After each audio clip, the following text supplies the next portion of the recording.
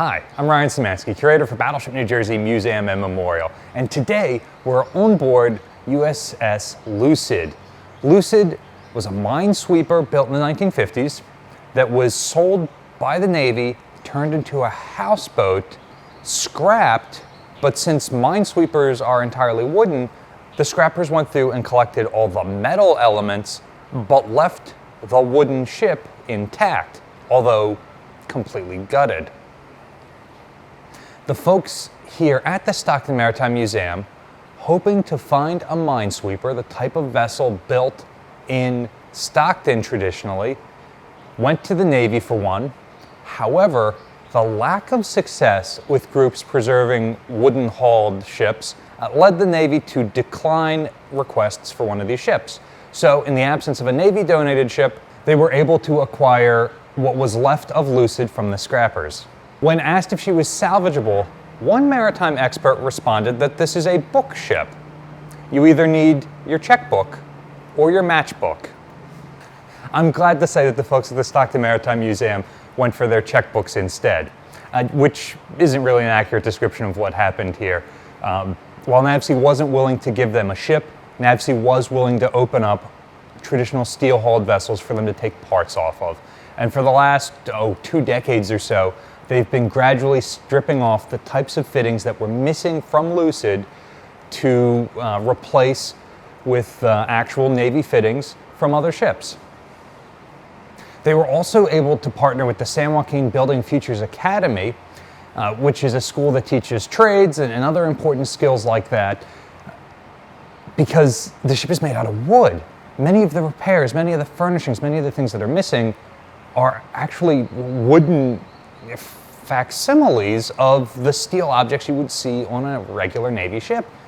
But those regular steel armoires, mirrors, things like that would set off a magnetic mine, which decidedly a minesweeper doesn't want to do. So the original stuff was wooden versions of that same furniture, which was really cool going around the stateroom I slept in last night on board Lucid and seeing, like, this is the exact size of the mirror. It's got the shelf under it, just like a regular Navy mirror thing. It opens up just like the mirror cabinet types of things in rooms. It's painted gray just like one. It's just made out of wood instead of steel.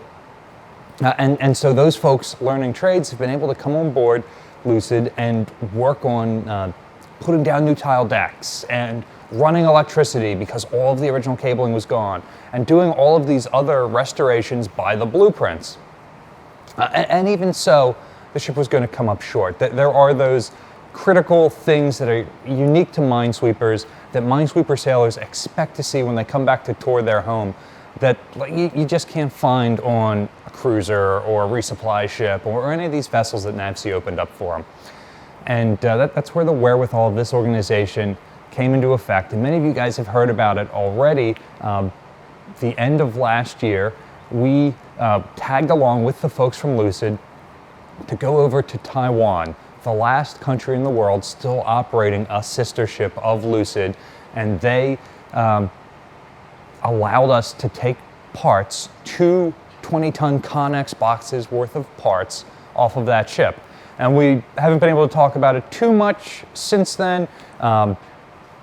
We were on an active Taiwanese base. We were really restricted in what kind of pictures and photography we were allowed to take.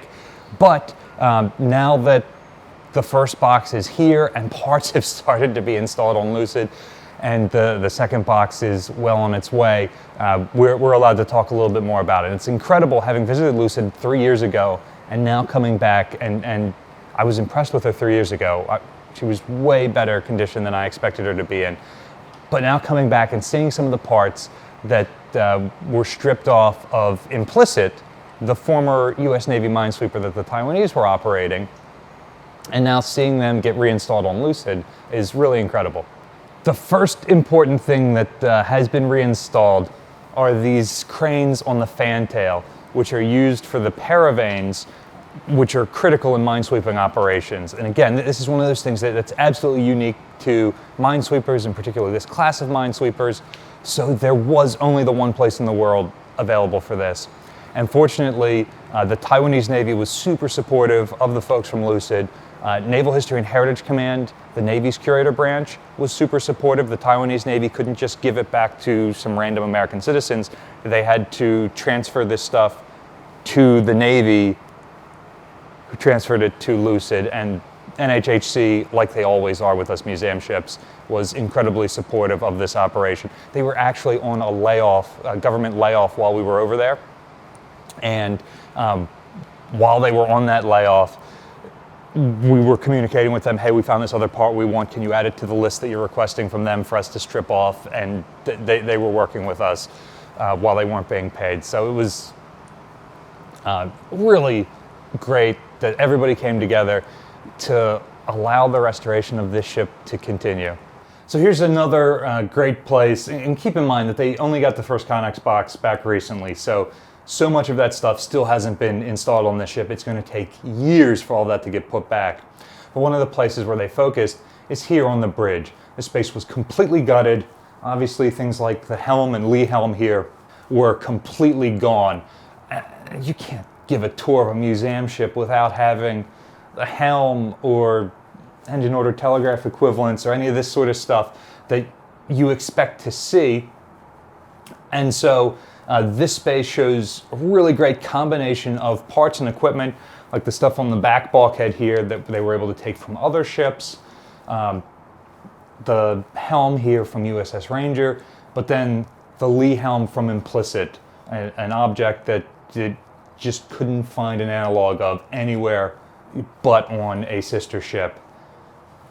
And so this space, which last time we were here felt pretty empty, now not only feels complete, but having seen another one of these ships that had been in operational service, it feels brand new. It's really incredible walking around Lucid and how much of that new battleship smell she has compared to other museum ships we've been on.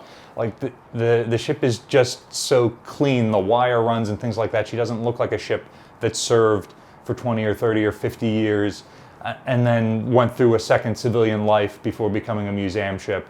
She feels like she's new off the builder's lines here in Stockton, and it's a really cool thing for a visitor to come and experience. The folks here in Stockton moved to get this stuff when they could because there was no other opportunity.